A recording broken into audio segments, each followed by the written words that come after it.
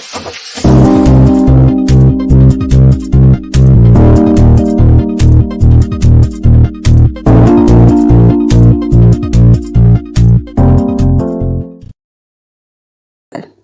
तरह हम देखें कि हम सब जो हैं we on daily basis we deal with internal environment and external environment at the same time और हमारी अपनी एक पर्सनल एक वो है लाइफ है और एक हमारी सोशल लाइफ होती है।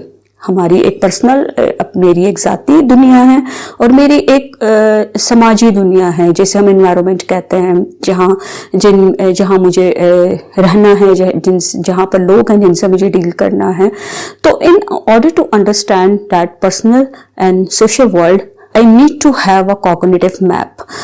आप समझ लें कि फ्रेम ऑफ ओरिएंटेशन मुझे चाहिए। क्यों? क्योंकि मुझे अंडरस्टैंड करने के लिए एक मैप चाहिए, एक वे चाहिए, एक डायरेक्शन चाहिए कि मैं किस तरह अपने आप को और मैं सोशल वर्ल्ड को अंडरस्टैंड करने की कोशिश करूंगी। अब ये जो कॉग्निटिव मैप है ये मुझे हेल्प करता है डिफरेंट डिफिकल्ट सिचुएशन को अंडरस्टैंड करने में, कि एक पजलिंग मैटर होते हैं या एक कंफ्यूजिंग कुछ ऐसी सिचुएशन होती है और आप उन डिफरेंट एस्पेक्ट्स को लेकर और उनको देखते हैं और फिर उसको एज ए होल भी आप अंडरस्टैंड करते हैं। तो ये फ्रेम ऑफ ओरिएंटेशन, ये कॉग्निटिव मैप आपको हेल्प करता है डिफिकल्ट सिचुएशन को, कंफ्यूजिंग सिचुएशन को या पजलिंग चीज़ों को, ये चीज़ें बिखरी हुई हैं तो आप उनको ऑर्गेनाइज करते हैं ताकि वो आपको बेहतर तरीके समझ आ सके।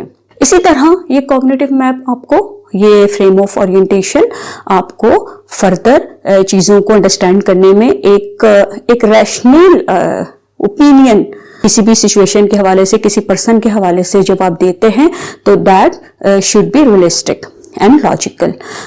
ऐसा नहीं होना चाहिए कि हम किसी भी सिचुएशन या पर्सन के हवाले से कि इररेशनल होकर, इलॉजिकल होकर हम उन चीज़ों को देखें। तो फ्रेम ऑफ ओरिएंटेशन आपको, कॉग्निटिव मैप आपको हेल्प करेगा कि आप किसी सिचुएशन को, पर्सन को अंडरस्टैंड करते हुए कितने रियलिस्टिक हैं और कितने रैशनल हैं। फिर इसी तरह आप देखें कि जो फ्रेम ऑफ ओरिएंटेशन है, ये कॉग्निटिव मैप है, अगर ये लॉजिकल है, रैशनल है, तो ये आपको बहुत सारे प्रॉब्लम्स का सोल्यूशन ढूंढने में आपकी हेल्प करता है। आप देखिए बहुत सारे लोग हमारे यहाँ प्रॉब्लम को डिस्कस तो करते हैं but they fail to provide the appropriate solution for that problem. और ये क्यों होता है? क्योंकि उनका फ्रेम ऑफ ओरिएंटेशन उस तरह करेक्ट नहीं है, रियलिस्टिक नहीं है, लॉजिकल नहीं है, एप्रोप्रिएट नहीं है और उनके पास कोई इस तरह का कॉग्निटिव मैप नहीं है which can provide the solution of a solid problem. अब आप उसको देखें कि आप बहुत सारे लोग जो हैं वो आपको, अगर आप अपनी सराउंडिंग में देखें तो आपको ऐसे लोग भी मिल जाते हैं जो मसाइल का हल बताते हैं, उसे डिस्कस करते हैं। आप डिफरेंट देख सकते हैं, अपने मीडिया पर देख सकते हैं, आप अपने प्लेस में देख सकते हैं और डेली लाइफ में अगर आप लोगों को ऑब्जर्व करें तो आप देख सकते हैं कि people are found to be discussing problems, लेकिन वो उनके सोल्यूशन को उस तरह नहीं बताते हैं कि ये एक स्ट्रेटेजी है, आप इसको इस तरह यूज करें या इस प्रॉब्लम को इस तरीके से किया जा सकता है। क्यों? क्योंकि उनका काम सिर्फ प्रॉब्लम को डिस्कस करना होता है। तो ये क्यों होता है? ये फ्रेम ऑफ ओरिएंटेशन की वजह से भी हो सकता है। इसी से रिलेटेड एरिक फ्रॉम ने डिवोशन की बात की और devotion that is a goal. Basically एक गोल है आपका और उस गोल की हेल्प से आप अपनी एग्जिस्टेंस को, उसकी मीनिंगफुलनेस को, उसके पर्पस को, उसके ऑब्जेक्टिव को भी समझते हैं और यही गोल जो है वो आपको हेल्प करता है प्रॉब्लम सॉल्यूशन की तरफ। और इसी के साथ एरिक फ्रॉम ने ऑब्जेक्ट ऑफ डिवोशन को भी डिस्कस किया। Object of devotion that is the goal which help you in finding the meaningfulness of your existence. और इसके साथ एक तो आप अपने होने को, उसका अपने दुनिया में होने को, मौजूद होने को एक मीनिंगफुल आप बनाने में ये हेल्प करता है गोल। और उसके साथ इस गोल की ही वजह से आप अपनी पोजीशन को जस्टिफाई करते हैं कि दुनिया में आप कहाँ हैं। अगर आप अपने घर में हैं तो आपके घर में क्या पोजीशन है, आपकी एक क्या रेपुटेशन है और आपकी एक क्या पोजीशन है, क्या अहमियत है, आपकी क्या डिग्निटी है, आप की वर्थ कितनी है। तो इसी ऑब्जेक्ट ऑफ डिवोशन की वजह से आप जो हैं अपने आप को अंडरस्टैंड करते हैं, समझते हैं और अपनी पोजीशन को भी समझते हैं, क्लियर करते हैं कि दुनिया में आप कहाँ प्लेस किए जा रहे हैं, कि आपकी एक इम्पोर्टेंस क्या है दूसरों की नजर में। कुछ लोग आपने देखा होगा ऐसे भी होते हैं जिन्हें पता ही नहीं होता कि वो क्यों है दुनिया में, किस लिए हैं। वो जिंदगी को बस एक कहते हैं कि life is to seek fun, और आप जो है बस खाएं पिए और जिंदगी जिए अपनी, और they have no aim in their life. उनका कोई ऑब्जेक्टिव उस तरह नहीं है, वो अंडरस्टैंड नहीं कर सकते, वो अपनी जिंदगी की वो फिलॉसफी को उस तरह अंडरस्टैंड नहीं कर सकते हैं, वो बस एक जिंदगी गुजार रहे हैं। इसी तरह बहुत से लोग आपने देखे होंगे कि उनकी पोजीशन इस तरह की होती है कि all the time they are busy in making other people happy. उनका बस काम है दूसरों को खुश करना, दूसरों के काम आना, दूसरों के लिए कुछ करते रहना, और अपनी उनकी जो नीड्स हैं, अपनी जो उनकी अपनी लाइफ है, अपनी जो उनकी बाउंड्रीज हैं, वो बाउंड्रीज जो हैं वो बिल्कुल शैटर हो जाती हैं और उनकी अपनी इस तरह कोई लाइफ नहीं होती। या अगर वो रह रहे हैं तो सिर्फ और सिर्फ एक अपनी सेल्फिश टाइप के लोग भी आपने देखे होंगे। तो devotion of object of devotion आपको बताता है कि आप अपने आप को किस तरह एक अहम इंसान बना सकते हैं और किस तरीके से आप अपनी एक रेपुटेशन और अपनी एक इम्पोर्टेंस और अपनी डिग्निटी को मेंटेन कर सकते हैं। हम में से हर इंसान, बल्कि हम सब जो हैं, हमारी ख्वाहिश होती है दूसरों के साथ रहना, दूसरों के साथ ताल्लुकात बनाना। जाहिर है we are not living on island, तो we want to relate with others, जिसे एरिक फ्रॉम ने रिलेटेडनेस का नाम से उसको बताया। जैसे एरिक फ्रॉम ने रिलेटेडनेस का कॉन्सेप्ट दिया। रिलेटेडनेस में पर्सन जो है ही ट्राइज टू बी यूनाइटेड और to be close to some other human beings. दूसरों के साथ रिलेट करना, उनके साथ रहना और उनके साथ वक्त गुजारना जो है, that is the major need of every human being. ठीक है, कुछ एक्सेप्शनल केसेस ऐसे होते हैं कि जहां पर पर्सन कहता है कि I don't need someone on हुम आई कैन इमोशनली डिपेंड, लेकिन कहीं ना कहीं उसे लोगों से रिलेट करना पड़ता है, लोगों से रहना पड़ता है। आप खुद देख लें कि आपकी अपनी एक फैमिली है, आपके पेरेंट्स हैं, आपके बहन भाई हैं, आपके क्लोज रिलेटिव्स हैं, आपके फ्रेंड्स हैं, जिनके साथ आप टाइम गुजारते हैं, जिनके साथ आप रहते हैं और जिनके साथ आप अपनी पर्सनल प्रॉब्लम्स, अपने नीड्स को, अपनी बहुत सारे आपके अंदर ऐसी आपकी पर्सनल चीजें होती हैं जिनसे आप डिस्कस करते हैं in order to get relief of emotional pain. अगर आप लोगों के साथ रिलेट करते हैं, ठीक है, आप हर एक के साथ नहीं करते हैं उस तरह, लेकिन at least you have some significant person in your life with whom you can share your feelings in order to get relief from emotional pain. क्योंकि हमें अपने कैथारसिस के लिए, अपनी नीड्स के लिए हमें लोगों की जरूरत पड़ती है। और इन्हीं लोगों के साथ जो दूसरे इंसान हमारे इर्द गिर्द होते हैं, जो हमारे क्लोज रिलेशन है स्पेशली, इन्हीं पर हमारी जो है वो नॉर्मेलिटी अब नॉर्मेलिटी डिपेंड करती है। ऐसे बहुत से रिसर्चेस अगर आप देखें तो आपको मिलेंगी जिसमें quality of interpersonal relationships, functional families और quality of intimate relationship, quality of marital relationship आपको नजर आएंगे कि किस तरह वो एक पर्सन को स्टेबल बनाते हैं, स्टेबल रखते हैं और हेल्दी रखते हैं। क्योंकि एक पर्सन की जो है मेंटल हेल्थ है, that is largely determined by the quality of relationships. उसकी जो फैमिली में अगर प्रॉब्लम्स हैं तो आप अगर ऑब्जर्व करें अपने इर्द गिर्द तो आपको ऐसी फैमिलीज भी मिलेंगी जहां पर इतने अच्छे रिलेशनशिप्स लोगों के नहीं होते हैं। अगर हैं भी तो उस तरह रिलेट नहीं करते हैं एक दूसरे के साथ, उनके अंदर आपको उस तरह रिलेटेडनेस नजर नहीं आएगी, एसोसिएशन नजर नहीं आएगी। And due to that poor association among family members, among two person, one person will be vulnerable to another person will likely to develop psychological problems। तो आप इन रिलेटेडनेस की वजह से ही लोग जो हैं वो एक दूसरे के करीब आते हैं और यही लोग जो हैं वो मिलकर अपनी एक फैमिली और अपनी एक बाकायदा एक सोसाइटी और एक सिविलाइज कल्चर को डेवलप करते हैं। इसी से रिलेटेड सिम्बियोटिक यूनियन की बात भी एरिक फ्रॉम ने की है। वहां पर ये होता है कि अगर दो लोग हैं, इफ दे हैव टाइड और नॉट, और if two people are living together, तो they can't live without each other. वो एक दूसरे के बगैर नहीं रहना चाहते, रहना भी नहीं चाहते और रह भी नहीं सकते। अब इस तरह की जहां सिचुएशन होती है वहां पर बाज़ औक़ात एक पर्सन जो होता है ही सफर्ड अ लॉट। क्यों? क्योंकि वो उस रिलेशन से खुद को निकालना नहीं चाहता और वो उस रिलेशन को ख़त्म नहीं करना चाहता, उस ताल्लुक को ख़त्म नहीं करना चाहता। इसी तरह आप देखें कि सिम्बियोटिक फैमिलीज भी इस तरह की आपको मिलेंगी जहां पर बच्चे जो हैं all the time they want to come up to the expectations their parents are having from them।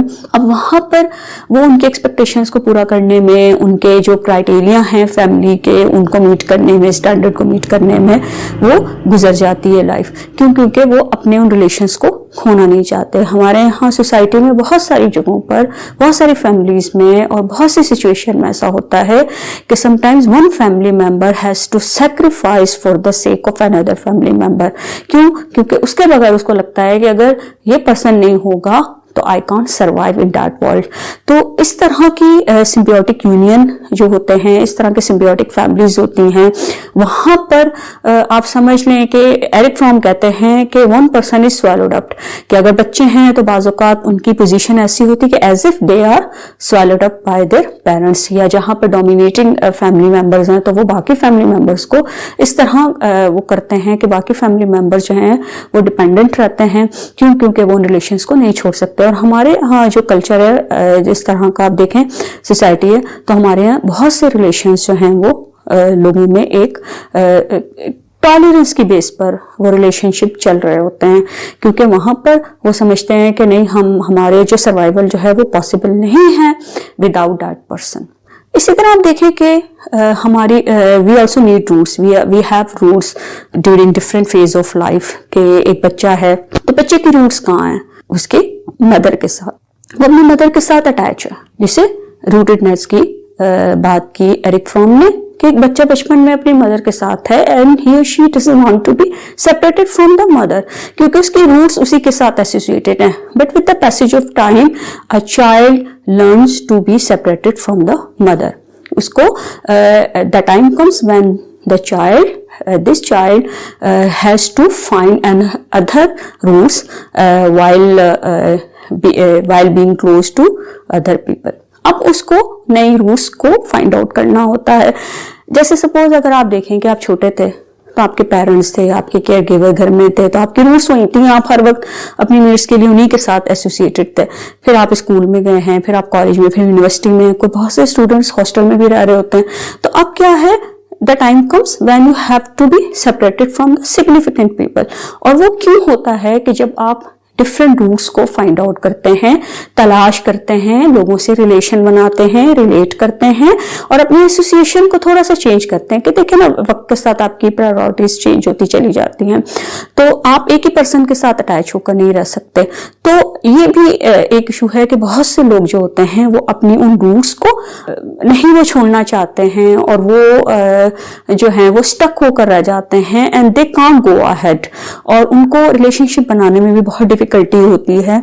आप एक बड़ी आम सी मिसाल हमारे सोसाइटी में आप देख लें कि एक बेटा है, अगर उसकी रूट्स उसकी मदर के साथ बहुत वो अटैच है, उसकी रूट्स वही हैं, अब वो उसकी वाइफ है तो वाइफ के साथ वो स्टेबल रिलेशनशिप नहीं बना पा रहा। क्यों? क्योंकि अभी तक वो उन्हीं रूट्स को लेकर चल रहा है। ये उसकी इनएबिलिटी है। ये अनहेल्दी जो पर्सनालिटीज होती हैं, they have difficulty in making and developing new roots with new people.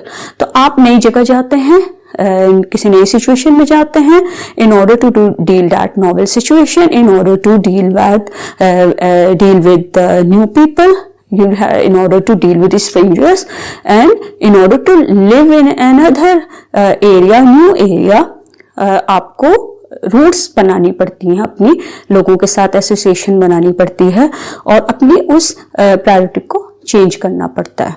तो आपने, लेकिन अगर एक पर्सन हेल्दी नहीं होगा, वो स्टेबल नहीं है, अगर आप इसको थोड़ा सा नेगेटिव वे में देखें तो बहुत से न्यूरोटिक पेशेंट हैं या साइकोटिक पेशेंट्स हैं, उनमें यही एक चीज की कमी होती है कि वो डिफरेंट लोगों के साथ रिलेशन बनाने में उन्हें डिफिकल्टी होती है, रूट्स को चेंज करने में और न्यू रूट्स को आइडेंटिफाई करने में उन्हें प्रॉब्लम होता है।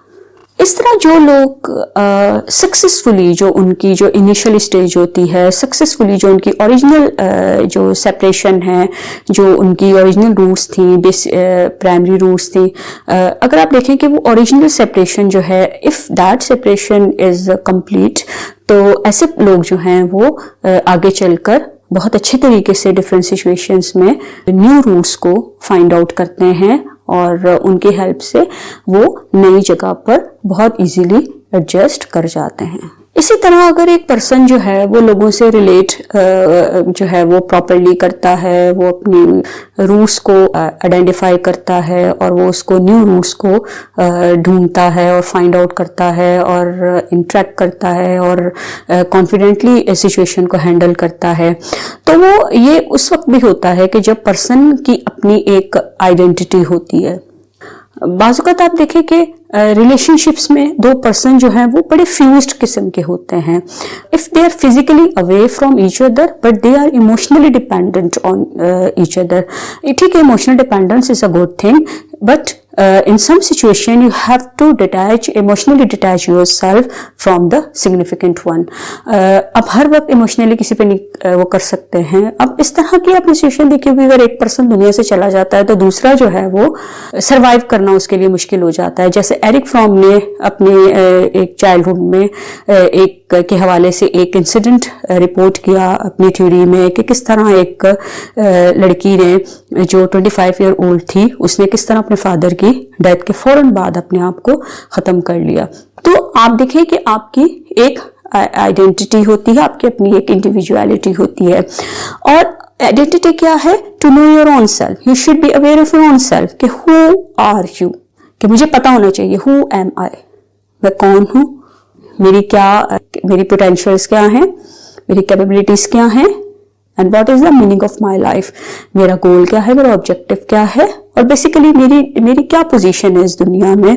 जैसे पहले हमने डिस्कस किया कि एक पर्सन को होता है, उसकी स्ट्रगल करनी होती है, उसको ये देखना पड़ता है कि उसकी पोजीशन इस दुनिया में क्या है, उसकी वर्थ क्या है, उसकी डिग्निटी क्या है।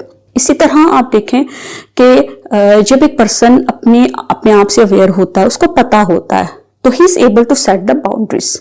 अब वो बाउंड्रीज भी आपके लिए बड़ी जरूरी होती हैं। क्यों? क्योंकि आपका कोई भी रिलेशन हो, आपके कुछ डिस्टेंस आपको रखना होता है। कभी कभी फिजिकल डिस्टेंस भी होता है, लेकिन इमोशनल डिस्टेंस भी आपको रखना होता है। Despite living under the same roof, आपकी अपनी एक इंडिविजुअलिटी, आपकी अपनी एक आइडेंटिटी है। ठीक है, you should be careful toward others, but you also need to be careful about your own needs. आप ये तो नहीं कर सकते, you can not destroy your life for the sake of others. ठीक है, आप कुछ दूसरों के लिए जीते हैं और कुछ आप अपने लिए भी जीते हैं। आपको अपनी नीड्स को भी देखना होता है और आपको दूसरों की नीड्स का भी देखना होता है। आपको अपनी केयर भी करनी है, आप दूसरी भी केयर करनी है।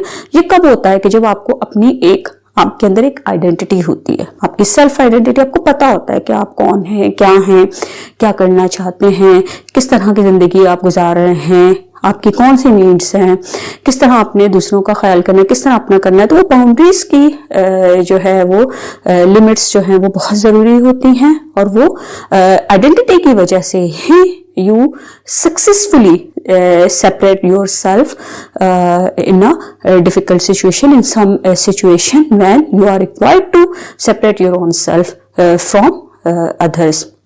आप देखें कि ये आइडेंटिटी जिन लोगों में नहीं होती है, उनकी अगर आप देखें तो सारी जिंदगी सबमिसिव टाइप की वो पर्सनालिटी जो है पूरी जिंदगी ऐसे गुजार देंगे। ऐसे बहुत से केसेस भी आपको मिल जाएंगे कि जो उनकी जो पूरी लाइफ है वो बस दूसरों की केयर करते हुए गुजर गई, या दूसरों पर डिपेंड होकर गुजर गई। डिपेंडेंट हैं और जो भी करते हैं दूसरों के लिए करते हैं। और ऐसे लोगों के अंदर जो है वो बहुत इजीली उनके अंदर जो है वो एक सजेस्टिबिलिटी आप समझ लें होती है। They easily accept other opinion. और ये थोड़ा सा इस हवाले से देखने की जरूरत होती है कि एक पर्सन जो है वो अपने आप को किस तरीके से आइडेंटिफाई करता है, क्या उसने प्रॉपरली अप्रोप्रिएटली खुद को आइडेंटिफाई किया है कि नहीं किया। यही आइडेंटिटी आपको हेल्प भी करती है एक सुटेबल प्रोफेशन को चूज करने में। कि हमारे बहुत सारे स्टूडेंट्स ऐसे हैं कि उन्हें ये भी नहीं पता होता कि why they have opted that specific profession और दैट डिपार्टमेंट। वो बस देखते हैं कि मेरे कजन ने किया, ये डिग्री ली और मेरा कजन इस पे बहुत सक्सेसफुल है, तो he desire to be successful like his cousin. अब वहां पर वो ये नहीं देख रहा कि उसने अपने आप को जानने की कोशिश नहीं की, अपनी पोटेंशियल्स को, अपनी कैपेबिलिटीज को, and he followed the other path. ठीक है, in sometimes you need to follow the other path, लेकिन उसके साथ आपको ये पता होना चाहिए कि why you have opted that profession, why you have opted and why have you decided for your own self. आपको अपने लिए क्या सोचना है, क्या फैसला करना है, ये उसी वक्त एक डिसीजन जो है वो आपका प्रॉपर डिसीजन सामने आता है जब आपको अपनी आपको अवेयरनेस होती है regarding your self. Self awareness है, आपकी आइडेंटिटी क्लियर है, किसी किस्म की कोई कंफ्यूजन नहीं है, तो फिर आपके लिए डिसीजन, लाइफ डिसीजन लेना जो है वो बहुत आसान हो जाता है। ठीक है, ये भी नहीं कह सकते कि in some situation it is difficult for you to take the decision, लेकिन फिर आप उस प्रॉब्लमेटिक सिचुएशन से भी खुद को निकालने की कोशिश करते हैं ड्यू टू आइडेंटिटी।